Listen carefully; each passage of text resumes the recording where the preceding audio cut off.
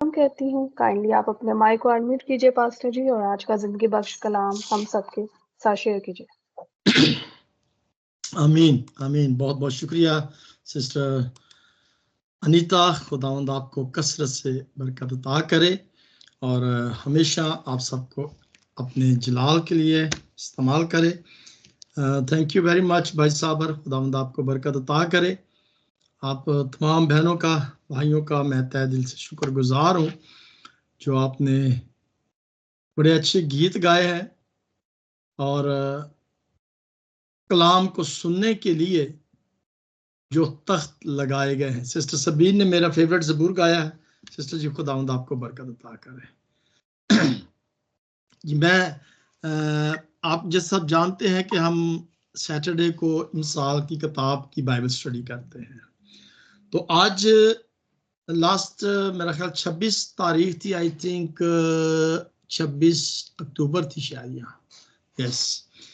तो हमने मिसाल की किताब उसका 12वां बाब और उसकी 10वीं आयत जो है उसका मुतालिया किया था।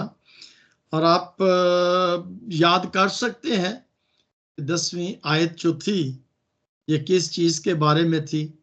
और मैंने जानवरों की हिफाजत के बारे, जानवरों की मोहब्बत के बारे और जानवरों की केयर के बारे में हमने देखा था कि जो रास्तबाज होता है वो क्या करता है, छिपाओं की देखभाल करता है या उनका ख्याल रखता है। तो इसका मतलब है कि आज हम 11वीं आयत जो है उस पर गौर करेंगे। चंद एक हवाला जात होंगे इस चीज को और मजीद बेहतर तौर पर एक्सप्लेन करने के लिए। तो मैं पढ़ता हूं, अगर आप जमायत में से भी पढ़ना चाहिए, वैसे सामने लिखा भी हुआ है मिसाल किताब उसका 12वां बाब और उसकी 11वीं आयत। If anybody is ready, time waste किए बगैर अगर आप शौक रखते हैं कलाम को पढ़ने का तो ऐसे जैसे मैंने सामने पढ़ा ऐसे आप पकड़ के रखें। जी भाई सूरत, थैंक यू। तो आपको मैं मौका देता जाऊंगा, लेकिन फौरन आपको निकालना पड़ेगा क्योंकि ये ना रिकॉर्डिंग भी हो रही होती है, लाइव भी हम जा रहे होते हैं, तो फिर गड़बड़ ना हो जाए। जी भाई सूरत, वेलकम। थैंक यू पास्टर जी। अमसाल की किताब उसका 12वां बाब और 11वीं आयत में खुदावन हमें क्या सिखाते हैं।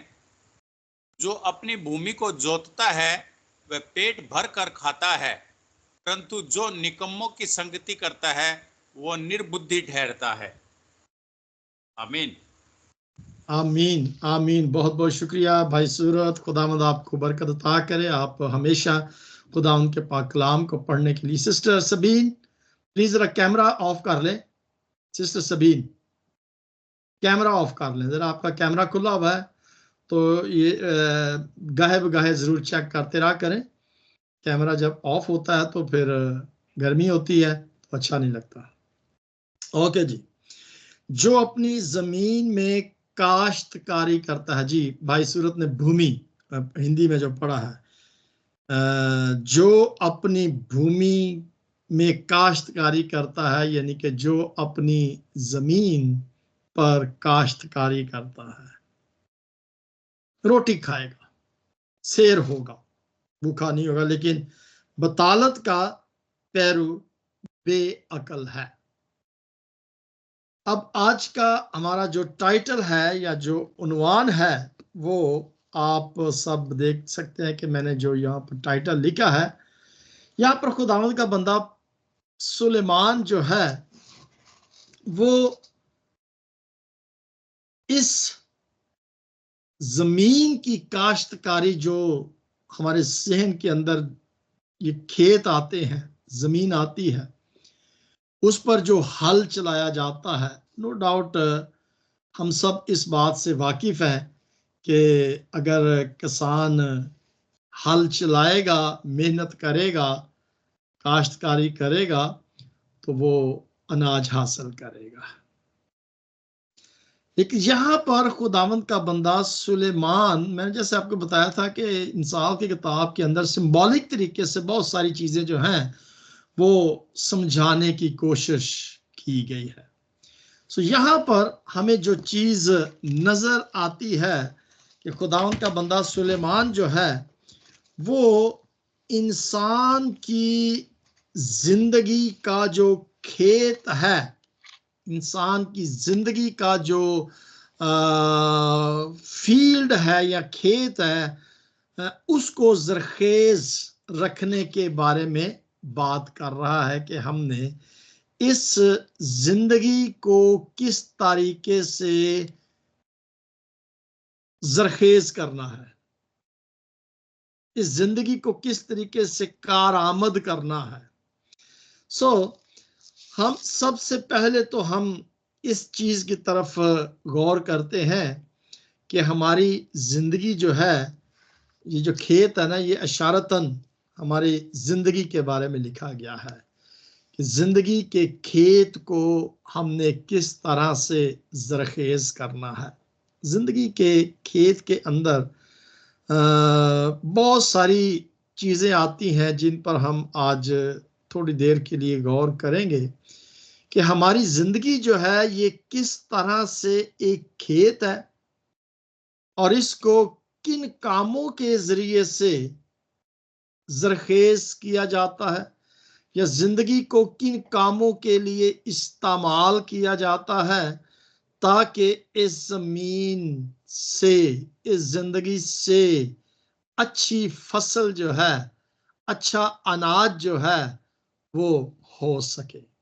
हम सबसे पहले तो इस चीज पर गौर करेंगे कि जिंदगी के कामों की जो जिम्मेदारियां हैं, जो इंसान को जिम्मेदारियां दी गई हैं, अगर तो वो उन जिम्मेदारियों को बड़ी वफादारी के साथ निभाता है या उन जिम्मेदारियों को बड़ी जिम्मेदारी के साथ पूरा करता है, तो फिर समझ लें कि वो अपनी जिंदगी को क्या कर रहा है, जरखेज कर रहा है। मैं यहाँ पर पढ़ना चाहूंगा, अगर कोई जमायत में से, मैंने जैसे कहा कि आपकी इन्वॉल्वमेंट होना जो है बड़ा जरूरी है। वास की किताब उसका 3रा बाब और उसकी 10वीं 11वीं 13वीं आयत तक, 12वीं आयत तक पढ़ लेते हैं। अगर कोई पढ़ना चाहे 9वीं आयत से, वास 3रा बाब। जी जी सिस्टर प्रीमा। कौन सा बुक पास्टर जी यहाँ पर? Ecclesiastes chapter 3 and verse 9 to 12.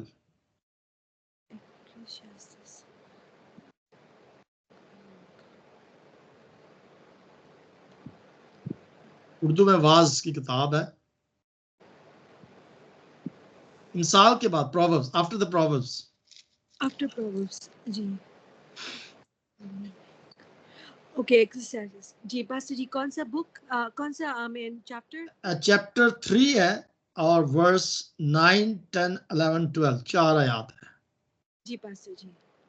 Okay, प्रभु का जिंदा कलाम कहता है, What do workers gain from their toil? I have seen the burden God has laid on the human race. He has made everything beautiful in its time. He has also set eternity in the human heart, yet no one can fathom what God has done from the beginning to the end.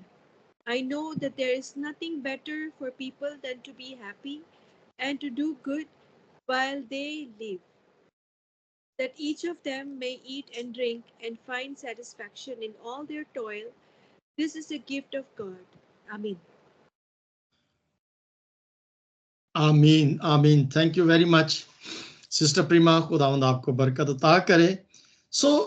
ये आयात जो पढ़ी गई हैं, इन आयात के अंदर हम इस चीज पर देखते हैं कि खुदावंद का बंदा वाज फरमाता है कि काम करने वाले को उससे जिसमें वो मेहनत करता है क्या हासिल होता है। अब यहां पर बात आ रही है मेहनत की।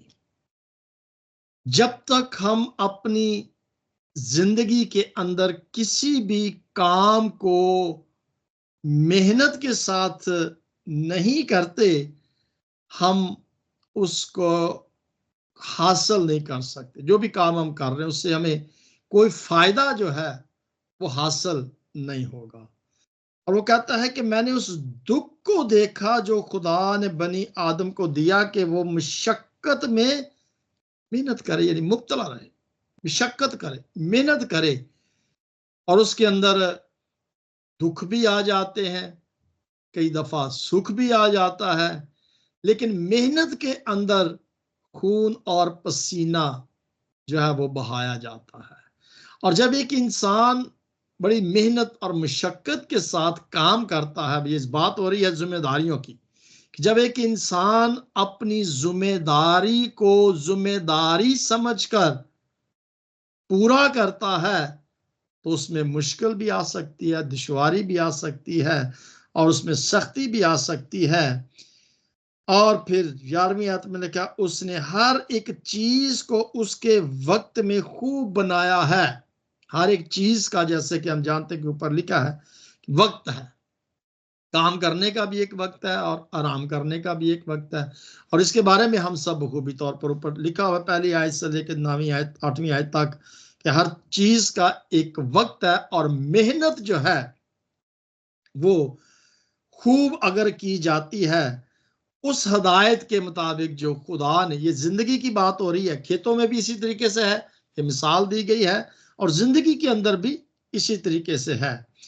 अब यहां पर बात जो 12वीं आयत के अंदर, मैं इस पर थोड़ी देर के लिए गौर करना चाहूंगा कि मैं यकीनन चाहता हूं कि इंसान के लिए यही बेहतर है कि खुश वक्त हो और जब तक जीता रहे नेकी करे। That is the point. जब तक हम इस जमीन पर जिंदा हैं, इस जिंदगी के अंदर नेकी करने का जो बीज है उसको हमने जब तक नहीं बोएंगे, ये जिंदगी जरखेज नहीं होगी, ये जिंदगी सैराब नहीं होगी। इस जिंदगी के खेत को सैराब करने के लिए एक पहले जिम्मेदारी खुदा के पाक कलाम में हमें दी गई है कि नेकी जब तक हम नहीं करेंगे, हम अपनी इस रूहानी जिंदगी को जरखेज नहीं कर सकेंगे। बहुत सारे ऐसे लोग हैं जो बहुत सारी चीजों को नजरअंदाज कर देते हैं, यानी कि उसके अंदर एहतियात नहीं करते। अगर खेत है और उस खेत की हम देखभाल नहीं करते तो उसके अंदर क्या हो जाता है, ऊंट कटारे जो हैं वो उगना शुरू हो जाते हैं। अगर उस खेत की हिफाजत ना की जाए तो उसके अंदर से ऊंट कटारे जब निकलते हैं, और ये उस शख्स के खेत के साथ ऐसा होता है जो सुस्त होता है, जो काहिल होता है, जो लागर होता है। यानी कि सुस्ती, हम सब जानते हैं कि कई दफा हमारी जिंदगियों के अंदर भी अपनी अपनी जिम्मेदारियों को पूरा करने में सुस्ती जो है वो आ जाती है। हम एहतियात नहीं बरतते, नजरअंदाज कर देते हैं, बहुत सारी जिम्मेदारियों को बड़ा लाइट सा हम लेते हैं। याद रखिएगा, ये जिंदगी की बात हो रही है। इस जिंदगी के खेत को सैराब, मैं एंड पे आपको बताऊंगा कि इसका फायदा हमें क्या होता है। अगर आप फायदा देखना चाहते हैं कि जिंदगी के खेत को सैराब, जो अब दुनियावी खेत से भी हम वाकिफ हैं कि अगर मेहनत करेंगे तो उसमें अनाज होगा, उसका फल खाएंगे। वो शख्स जो इसको नजरअंदाज कर देता है, एहतियात नहीं बरतता, उसके साथ क्या होता है ये देखिए।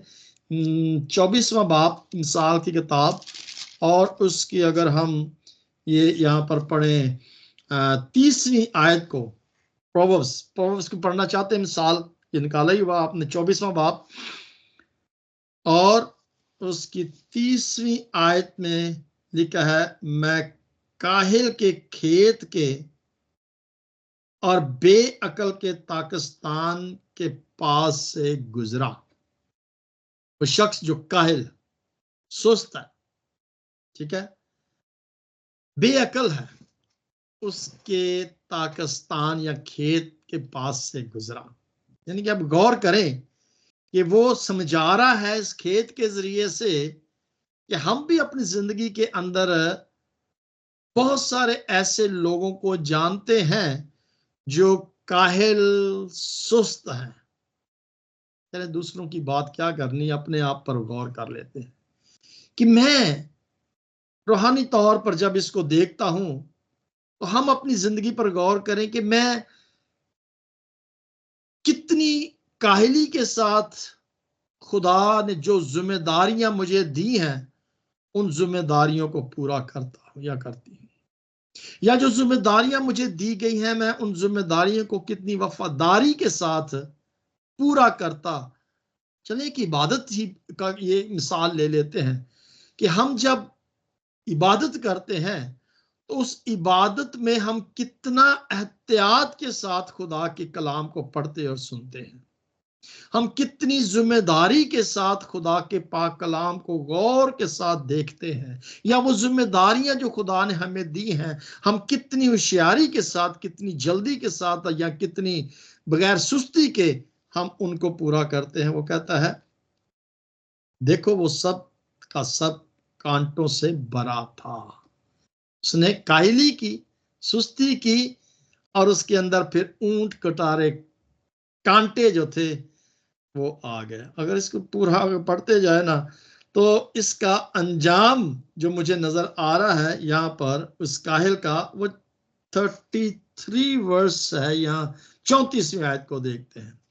चलो 33 से 34 दोनों को पढ़ ले तो थोड़ी सी नींद एक और झपकी जरा पड़े रहने को हाथ पर हाथ। वो सुस्त आदमी के बारे में बात हो रही है कि वो कहता थोड़ी सी और नींद कर ले, अभी उठते हैं, अभी 5 बजने में टाइम है, थोड़ा अभी है, चलो 5 मिनट लेट चले जाएंगे, दैट्स नो प्रॉब्लम। तो ये सुस्ती होती है, ये काहिली होती है। अगर कोई जिम्मेदारी दी गई है तो उस जिम्मेदारी को पूरा करने में सुस्ती जब होती है, जिंदगी की बात हो रही है। वहां पे लिखा है 34 में, इसी तरह तेरी मुफलसी राहजन की तरह और तेरी तंग दस्ती मसल्ला आदमियों की तरह आ पड़ेगी।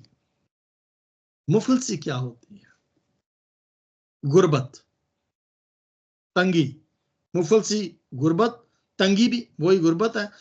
फिर क्या होगा कि ये मुफलसी और तंगी इस तरीके से आ जाएगी जैसे एक दम फौजी जो है हमला कर देते हैं। तो लिखा इस तरीके से मसल्ला आदमी जिस तरीके से वो एकदम हमला कर देते हैं, इस तरीके से उस सुस्त आदमी के घर पर तंग दस्ती और मुफलसी जो है, गुर्बत जो है, वो हमला कर देगी, वो आ जाएगी। सो इसका मतलब ये है कि अपने जिंदगी के अंदर जो जिम्मेदारियां खुदा ने हमें दी हैं, दुनियावी तौर पर भी और रूहानी तौर पर भी, दोनों चीजों की बात हो रही है।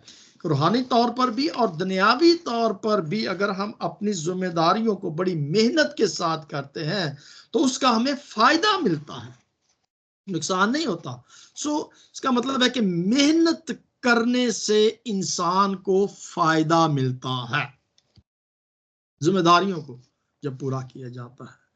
सो कलाम मुकद्दस के मुताबिक, यानी कि बिब्लिकल प्रोस्पेक्टिव के अंदर अगर हम देखें तो यहां पर वो यही बता रहा है कि we should be a hard worker. मेहनत करने वाले हमें होना चाहिए। काम करोगे तो रोटी मिलेगी, अगर हम सुस्ती करेंगे तो फिर रोटी नहीं मिलेगी। कुछ लोग होते हैं जो सिर्फ गल्ला करने वाले होते हैं, बातें करने वाले होते हैं। तो सिर्फ बातों बातों से काम नहीं होगा। कई होते हैं ना, बातों बातों में ये कर लें, ये कर लें, ये कर लें, वो कर लें, ये कर लें, बस बातें ही हैं। और वो प्रैक्टिकल जब तक जिंदगी के अंदर नहीं होगा तब तक इंसान भूखा ही रहेगा। वो रूहानी खुराक को अगर हमने हासिल करना है, रूहानी तौर पर अगर हमने शेर होना है, तो फिर हमें कलाम मुकद्दस को पढ़ना, सीखना और समझना बड़ा जरूरी है। सिर्फ गल्ला करने वाले नहीं होना चाहिए। काम कई दफा जवान की मौत होती है, काम करना पसंद नहीं है, ठीक है। सो सुस्ती जो होती है, इसके बड़े खतरनाक अंजाम जो हैं वो हमने ये देखे हैं इंसाल की किताब में। लेकिन एक और मेरा ख्याल है छठे बाब के अंदर भी यहाँ पर काहिल के बारे में जो लिखा गया ना, छठे बाब के अंदर चींटी के बारे में भी लिखा गया है, और वो काहिल के बारे में बहुत सारी तफसीलन इस छठे बाब के अंदर बताया गया है। और 11वीं आयत के अंदर वो यही फरमाता है, इसी तरह तेरी मुफल सिराजन की तरह, वही आयत है, और तेरी तंग दस्ती मसल्ला, वही आयत जो हमने पहले पढ़ी 24वें बाब में, वो यही बात हमें बताता है।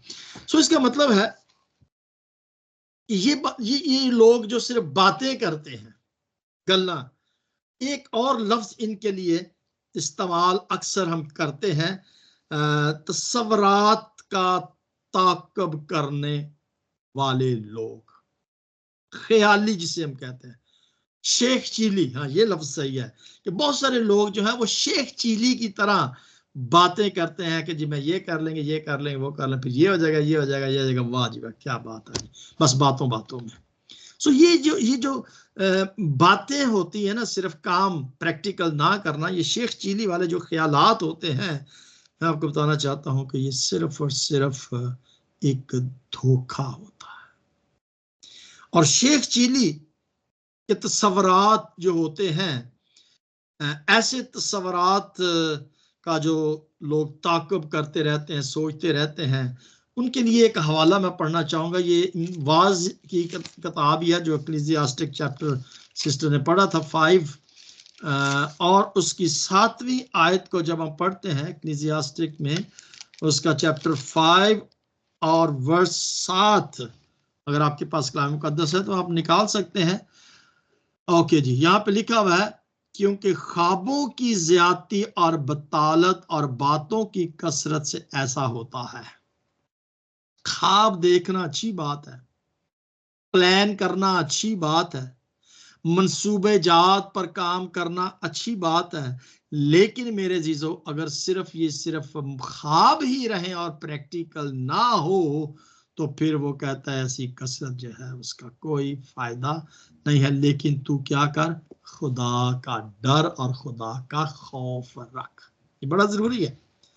जो बात कही जाती है या जो मंसूबा बनाया जाता है, उस मंसूबे पर काम करना सुस्ती के बगैर फिर जाके रोटी मिलती है।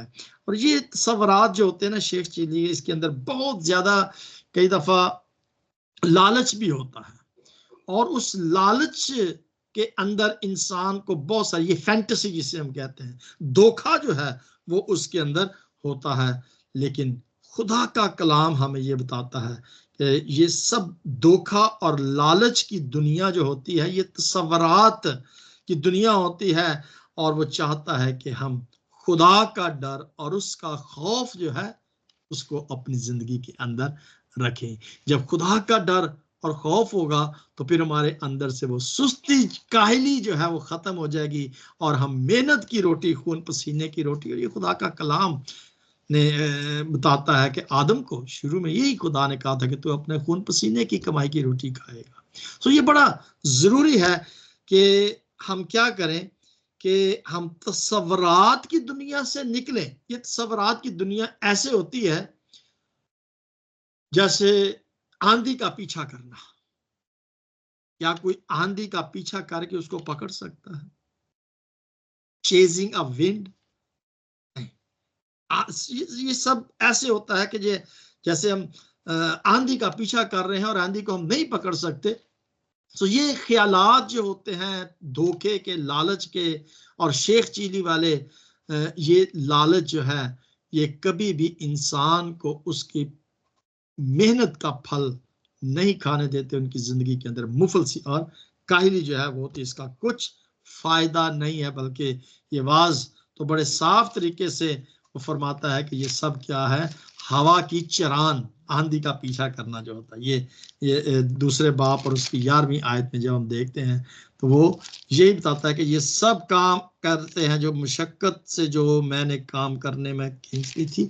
अच्छा, तो वो यहाँ पर बताता है कि ये सब क्या है, हवा बतलान है और हवा की चरान है, और दुनिया में कुछ फायदा उनको नहीं मिलता जो ये सुस्ती और काहली के साथ काम करते हैं। सो याद रखिए, जो हम हवाला जो हमने पढ़ा है ना, उस मेन 11वें बाब के, जो अपनी जमीन में काश्तकारी करता है वो शेर होगा, वो रोटी खाएगा। मेरे जो हिकमत की ये जो किताब है ना सुलेमान की, मैं तो बड़े दिलचस्पी के साथ इसका मुतालिया करता हूँ, बड़े शौक के साथ इसका मुतालिया करता हूँ। मैं एक एक आयत पर गौर करता हूँ, इसकी गहराई को देखता हूँ, इसकी समझने की कोशिश करता हूँ, और फिर जो कुछ मुझे समझ आता है वो मैं चाहता हूँ कि ये आप तक भी मुंतकिल हो, ताकि मैं और आप क्या कर सकें।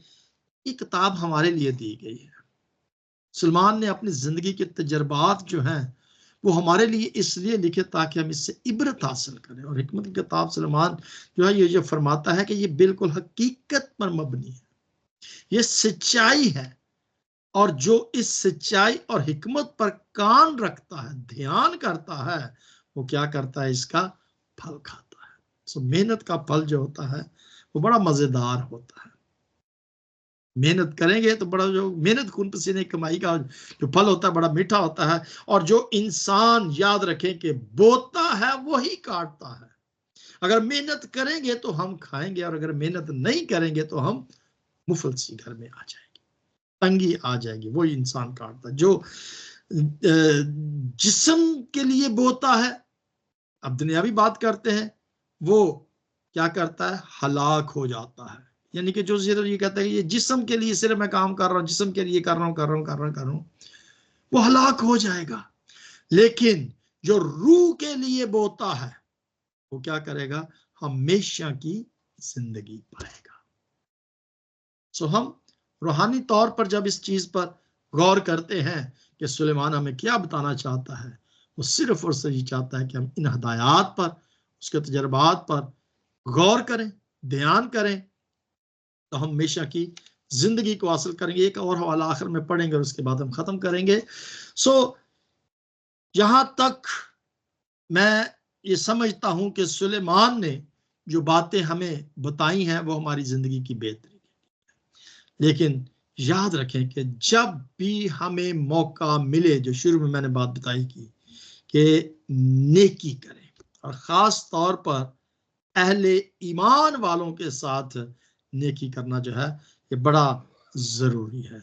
आखिरी वाला है यकूब का खत, उसका 5वां बाब और उसकी हम 7वीं आयत को अगर जमायत में से कोई पढ़ना चाहे, जेम्स चैप्टर 5 एंड वर्स 7 को पढ़ेंगे और फिर हम अपने ख्यालात का एंड करेंगे।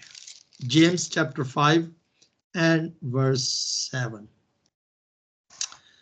If anybody is ready to read,